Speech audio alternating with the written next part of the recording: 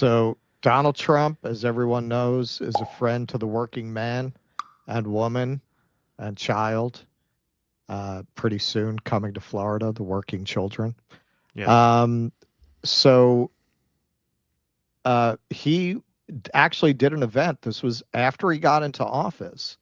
He went down January 24th to North Carolina, gave a little press conference, is what he said.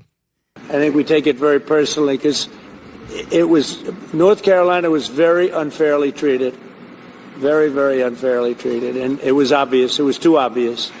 And we're going to make up for lost time. So thank you to the people of North Carolina. Thank you, everybody. Some people found this very moving.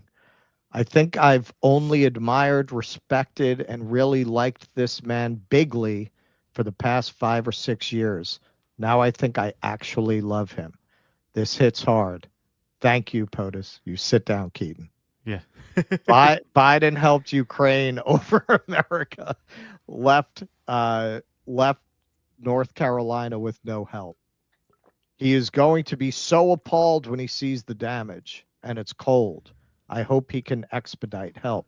So then he did an event with some of the victims of the hurricane. Here he is with them. I'm a pastor in the XO Church right down the road. We had only purchased in May, and it's a big church. We're a small congregation, and I had people say, "What are you going to do with this big building?" And I said, "Only God knows." And we had our dedication, and the storm came the next week. And the outpouring of people. My son brought the first load of supplies. And from there, I stayed there for about 3 months. I slept on the floor for about 3 weeks because the need was so great. All right. He's very attentive. Look at that. Forgotten no more. Forgotten no more. We have some more adoring fans. This man, this absolutely wonderful man. Have you ever considered what motivated men to put their lives on the line for their country and king? Now, that choice of words is very revealing of a lot of Trump's following. Why wouldn't you say put their lives on their line for their fellow citizens and the Constitution? No, king. A lot of them want a king. It's this feeling, this sense of a leader who genuinely cares and wants what is best for you. Next tweet says, it was amazing. Donald Trump loves working class Americans the most. Just ask all of the construction workers, electricians, etc., who built his hotels and golf courses. They loved him coming around. There are so many examples of this, but you never hear them in the media. Now, to be fair, as we'll see in the Bill Maher thing later, many people do say Trump can be very personally charming. If you asked all the contractors who had to take him to court to get their money, they would tell you a very different story about dealing with Donald Trump. Maybe he was very nice to the average workman on the golf course, not so nice to the stiffs who had to put up the money for construction materials and sue him for years to try to get their money. But if you look at all of this, I'm sorry, man. Like, if this is not the peasant mind, I don't know what is. If this is not a reflection of people's desire to just worship a big alpha ape and to defer to that person and to believe that somebody's going to solve their problems. And I'm not even saying this is particular to MAGA. You know, you've said that, the only way that Democrats will ever move on will be to repudiate Barack Obama. You know, this tendency to defer and to hero worship. It's a nonpartisan thing, but it's very sad. So it's really sad in light of this. Trump just denied North Carolina's request for FEMA relief from Hurricane Helene, calling it unwarranted. Unwarranted. This is the letter they just got February 11th. Based on our review of all the information available, it has been determined that the increased level of funding you have requested for major disaster is not FEMA code is not warranted. Therefore, I must inform you that your request for an extension of the period of 100% federal funding for debris removal and emergency protective measures, including direct federal assistance for an additional 180 days, is denied. Denied. Wow. Wow. Ouch. It's almost like he was using those people as props and Right. didn't actually give a shit about them. Weird. So this is the governor, who is a Democrat, by the way. Today, I learned that FEMA refused our request to extend its 100% reimbursement period. I got this news while I was in Newland with families who lost their homes in the storm. The need in Western North Carolina remains immense. People need debris removed, homes rebuilt, and roads restored. I am extremely disappointed and urge the president to reconsider FEMA's bad decision. 6 months later, the people of Western North Carolina are working hard to get back on their feet. They need FEMA to help them get the job done. Now, remember, Donald Trump won North Carolina 3 times. 3 times. That's right. Largely because of the votes of the people in that specific region, which is the rural part of the state. So here's from the local paper. FEMA has denied North Carolina's request to continue matching 100% of the state's spending on Hurricane Helene recovery. The agency's decision means that North Carolina will lose a critical share of federal assistance in what's expected to be a years-long rebuild process. After Helene struck in late September, the Biden administration gave the green light for FEMA to reimburse North Carolina on 100% of disaster relief assistance, particularly with debris removal and emergency protective services. The low-cost share allowed state officials to plow ahead on time-sensitive needs more quickly. Now, I'm sorry. I just have to go back to this.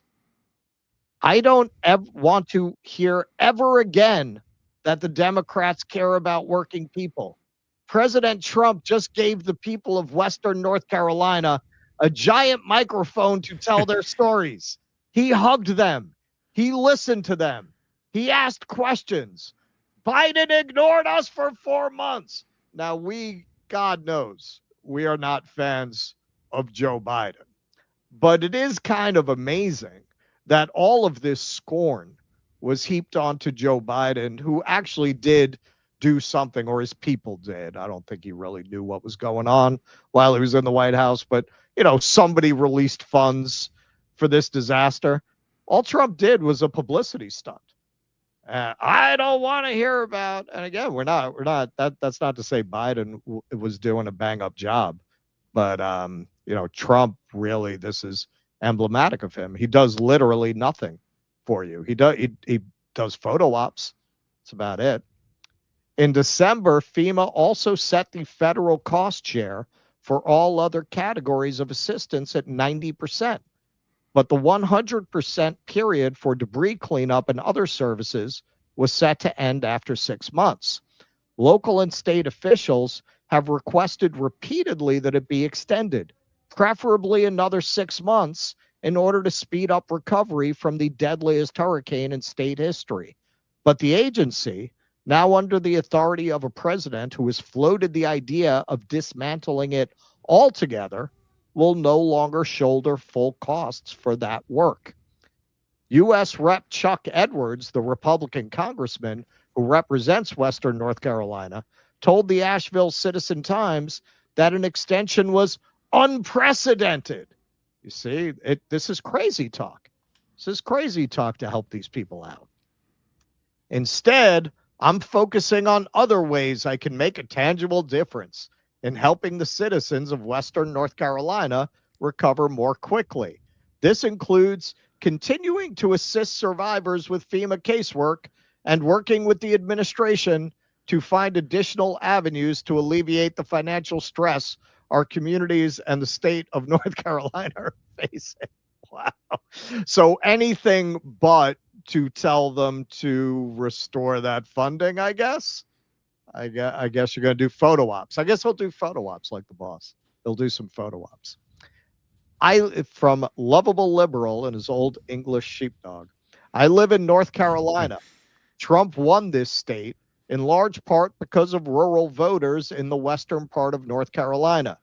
Today, Trump has thanked those voters by denying requests for FEMA relief from Hurricane Helene, calling it unwarranted. Now, I want you to remember what all this is about. I want you to remember what all this is about. Don't tell me they're firing the federal workers because they're not doing their jobs. People are finding out very quickly with all of the crashing Social Security systems that they were doing some kind of jobs. Otherwise, those systems wouldn't be crashing. The phones would still be getting answered, right? All about this. All about this. We want to come back to this every now and then to remind people why they are taking the country by the ankles, shaking it up and down for loose change like this, because they want their fucking tax cuts. They want their fucking tax cuts. That's what this is all about. 26 revenue impacts of Trump's tax proposals in 2026. This is going up to around $750 billion. Who does that money go to? Oh, 68% of it goes to the richest 20% of people. After that, people who are still upper middle class, they get another 17%. Even the middle class only gets 10% of this. If you're in the bottom 40%, go get your fucking shine box. That's what this is all about. That's what this is all about. And Trump could give a shit about these people. Now that he got his photo op, he got his political boost, he was able to make political hay out of this at Biden's expense, or whatever you think of Biden, and we don't think much about him or his administration or whoever acted on his behalf. They did something. They did a hell of a lot more than apparently he's prepared to do. I just have to ask, how much of this has to happen before his own voting base stops making excuses? I mean, how much worse can it get than for him to spit in the face of North Carolina? And I know they're going to have an excuse. FEMA is terrible. We're gonna do something very beautiful under a new agency. Like, you're going to believe that? You're going to parrot that when they say it? And they will say it. Well, I remember when we covered this under Biden, and it was pretty terrible too. I mean, we shouldn't Sure. understate that. He was No. and that was No. right at the time when they were trying to get the Ukraine funding through, and it was just a Right. total nightmare. Yeah, and I that was remember. what Yep. late October, or through Yeah. October. We're not giving these guys a pass. But in the end, they provided this funding.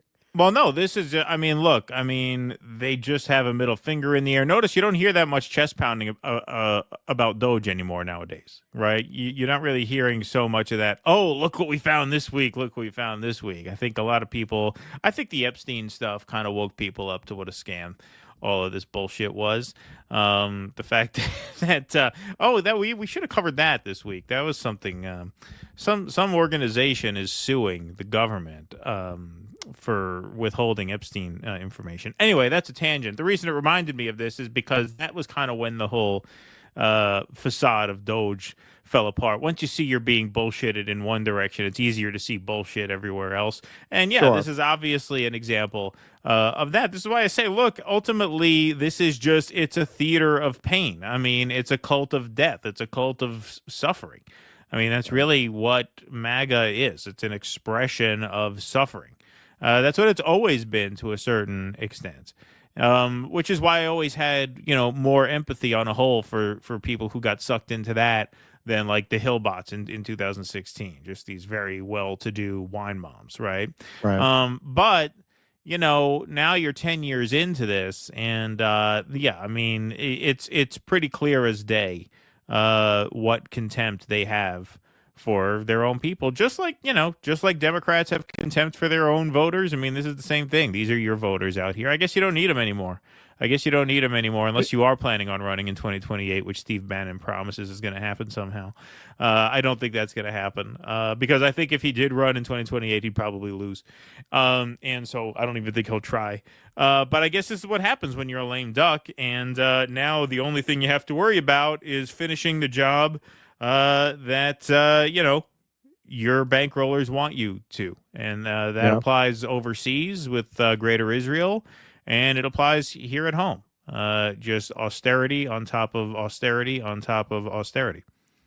Yep, and tax cuts for the rich. Yep, and Feudalism, and measles. That's all they need there. I hope there's no measles outbreak there. Wow, talk about double whammy. Oh boy. Yeah, no, it's bad stuff. We should really do a modern version of the mask of the Red Death and set it in the White House with all the peasants giving them measles. Yeah. Yeah, right, exactly. Please clap.